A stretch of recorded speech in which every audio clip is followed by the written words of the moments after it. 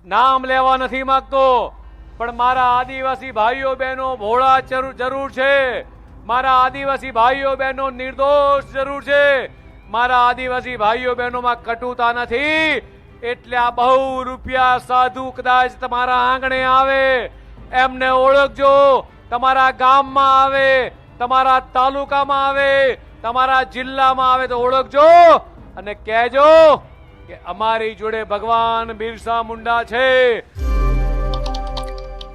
વડાપ્રધાન નરેન્દ્ર મોદી જ્યારે ગુજરાતના પ્રવાસે આવી રહ્યા છે અને એમાં પણ ખાસ કરીને ડેડિયાપાડા જઈ રહ્યા છે, ત્યારે ખાસ કરીને ભાજપના નેતાઓ અત્યારે હાલ સીધા જ સવાલો ડેડિયાપાડાના ધારાસભ્ય ચૈતર વસાવા ઉપર ઉભા કરી રહ્યા છે. એટલું જ નહીં, હવે ભાજપના નેતાઓ દ્વારા સીધા પ્રહાર પણ ચૈતર વસાવા ઉપર કરવામાં આવી રહ્યા છે. એવામાં નવનિયુક્ત એટલે કે પ્રદેશ પ્રમુખ જગદીશ વિશ્વકર્માએ પણ ચૈતર વસાવાને લઈને એક મોટું નિવેદન આપ્યું છે.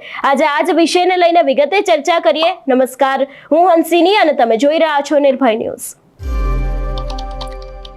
અત્યારે હાલ એક તરફ આદિવાસી રાજકારણ જામ્યું છે. આપણે જોતા આવ્યા છે કે ભાજપના નેતાઓ ચૈતર વસાવા ઉપર પ્રહાર કરે છે અને ચૈતર વસાવા આજ ભાજપના નેતાઓને ખુલ્લું ચેલેન્જ આપે છે, પડકાર ફેંકે છે. પરંતુ હવે જગદીશ વિશ્વકર્મા દ્વારા ખાસ કરીને ચૈતર વસાવા ઉપર ક્યાંક આડકતરી રીતે પ્રહાર કરવામાં આવ્યા હોય એવું લાગી રહ્યું છે. એટલું જ નહીં, ખાસ કરીને આદિવાસી ભાઈઓ બહેનોએ હવે ચેતવું જોઈએ એવી વાત પણ જગદીશ વિશ્વકર્મા દ્વારા કરવામાં આવી છે.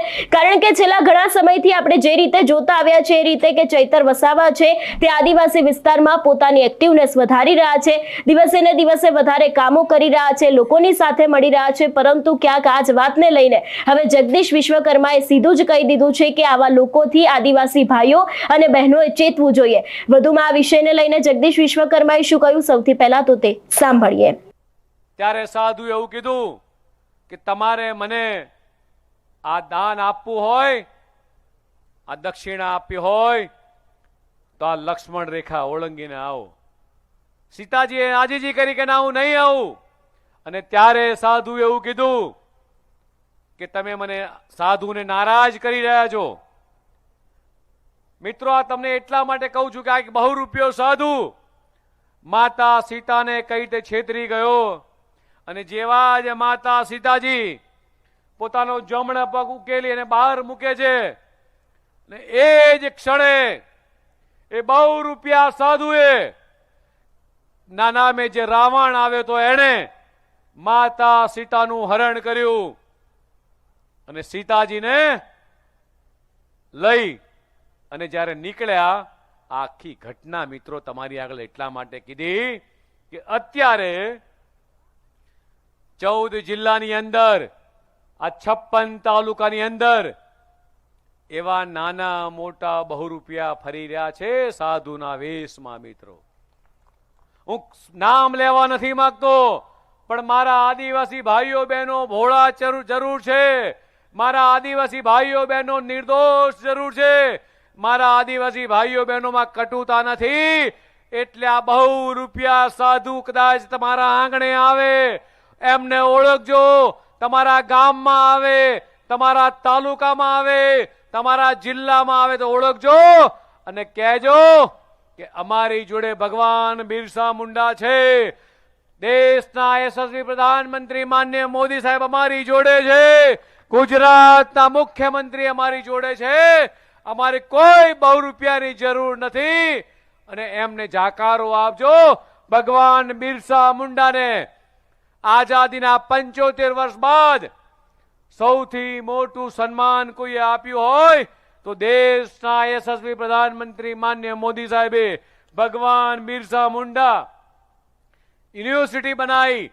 મારા આદિવાસી ભાઈઓ બહેનો, આ દીકરા દીકરી એ સારી રીતે ઉચ્ચ અભ્યાસ કરી શકે, સારી રીતે ભણી શકે, ડોક્ટર થાય, એન્જિનિયર થાય, પાયલોટ થાય, મોટા વકીલ થાય, એ દિશામાં અભ્યાસ કરી શકે.